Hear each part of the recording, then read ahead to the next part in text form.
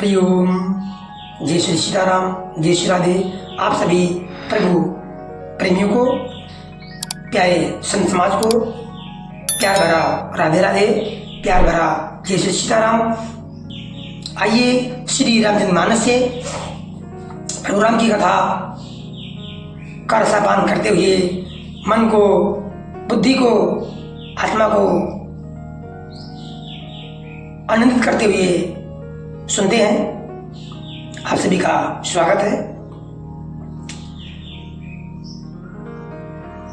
भक्त शिरोमणि काकभूषण जी महाराज पक्षीराज गरुड़ जी से प्रभु राम की कथा बड़ी तन्मयता से, सुंदर ढंग से और उत्साहपूर्वक आनंदित होकर के कथा सुना रहे हैं। और इस समय प्रभु की बाल लीला का सुंदर चित्रण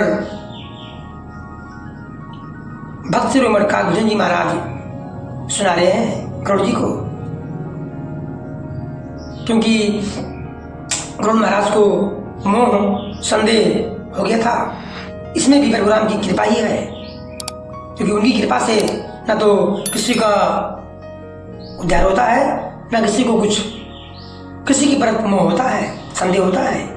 इस प्रभु की लीला ही है। तो आइए प्रभु राम की कथा का आनंद लेते हैं। साधारण बच्चों जैसी लीला देखकर मुझे मोह शंका हुआ कि सच्चिदानंद घन प्रभु ये कौन मात का चरित्र लीला कर रहे हैं। भक्त शिरोमणि काकभूषण जी महाराज स्वयं के लिए कह रहे हैं गरुड़ जी से कि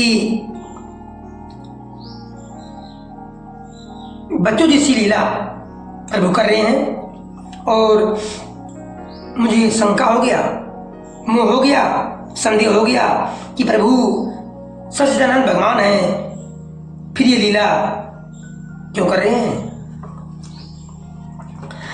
इतना मन आनति खगराया, इतना मन आनति खगराया, रघुपति प्रेरिति व्यापी माया। सो माया न दुखद मोहि काहि, सो माया न दुखद मोहि काहि, आन जीव यो संतृप्ति नाही। हे पक्षीराज, मन में इतनी शंका लाते ही श्री रघुवीर की, श्री रघुनाथ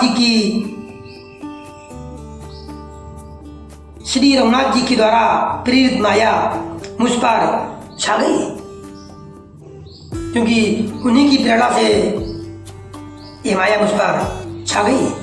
परंतु वो माया ना तो मुझे दुख देने वाली हुई और ना दूसरे जीवों की बात संसार में डालने वाली हुई। ना कि यहाँ कछु कारण आना, सुनो सुसावधानी हरिजाना। ज्ञानी अखंडे एक सीता भरे, माया बसे जीव सचराचरे। हे नाथ, यहाँ कुछ दूसरा ही कारण है। हे भगवान के वाहन गरुड़ जी, उसे सावधान होकर सुनिए। एक सीतापति श्री राम जी ही अखंड ज्ञान स्वरूप हैं और जड़ चेतन सभी जीव माया के वशीभूत हैं। ये जो माया संदेह गरुड़ जी को हुआ है, ये संदेश ये दे रहा है। गोस्वामी जी, गोस्वामी बाबा जी, गोस्वामी तुलसीदास जी ये कहना चाह रहे हैं कि सब मनुष्यों को, जितने जीव हैं, सबको ये माया मोह हो सकती है। यही मूल मात्र संदेश है हम सब संसारिक जीवों के लिए। इस कथा का उद्देश्य यही है कि जिस प्रकार गरुड़ जी को, नारद जी को मोह संदेह शंका होता है प्रभु के ऊपर, प्रभु के चरित्रों पर, प्रभु के लीलाओं पर, यही माया मोह संदेह हम सब मनुष्यों को हो रहा है। इसलिए हम सब इस कथा का उद्देश्य, आनंद इस प्रकार उठाएं कि अपने ऊपर लेकर के, हो सकता है कहीं ना कहीं हम सबको, सारे संसार को ये संदेश मिल रहा है कि प्रभु की माया से बचने के लिए प्रभु की शरण में जाना जरूरी है। उनका नाम जप, प्रभु का नाम जप, संकीर्तन, उनकी कथा का श्रवण करना अत्यंत जरूरी है। हे नाथ, यहाँ कुछ दूसरा ही कारण है। हे भगवान के वाहन गरुड़ जी, उसे सावधान होकर सुनिए। एक सीतापति श्री राम जी ही अखंड ज्ञान स्वरूप हैं और जड़ चेतन सभी जीव माया के बस हैं। जो सबके रह ज्ञान एक रसी, ईश्वरी जी मही वेद कहूँ कसी। माया बसी जीव अभिमानी, ईस बसी माया गुण खानी। यदि जीवों को एक रस अखंड ज्ञान रहे तो कहिए फिर ईश्वर और जीव में भेद ही कैसा।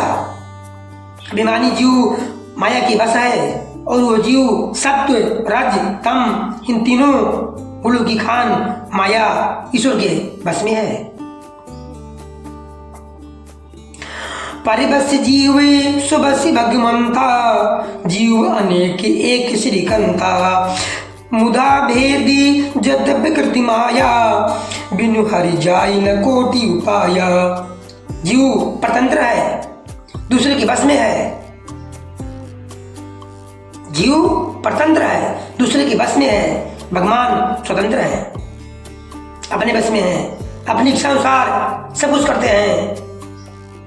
इसलिए भगवान को स्वतंत्र कहा गया है। भगवान को स्वतंत्र कहा गया है। जीव अनेक हैं, श्रीपति भगवान एक हैं। जीव अनेक हैं और भगवान श्रीपति एक है। यद्यप माया का किया हुआ ये भेद असत्य है, तथापि तो भगवान के भजन बिना करोड़ों उपाय करने पर भी नहीं जा सकता। प्रभु की माया से बचना है तो प्रभु का भजन नितांत आवश्यक है। प्रतिदिन सुबह शाम जब भी मौका मिले भगवान का संकीर्तन, नाम जप, भजन, कथा का श्रवण करने से ही प्रभु की माया से छुटकारा मिल सकता है। रामचंद्र के भजन बिनु जो चापद निर्बाने, ज्ञानिमंते अपि सोनरे पशु बिनि पूछ विषान। श्री राम जी के भजन बिना जो मोक्ष पद चाहता है वो मनुष्य ज्ञानवान होने पर भी बिना पूंछ और सींग का पशु है। क्योंकि बिना भगवान के भजन के कुछ भी मिलना संभव है।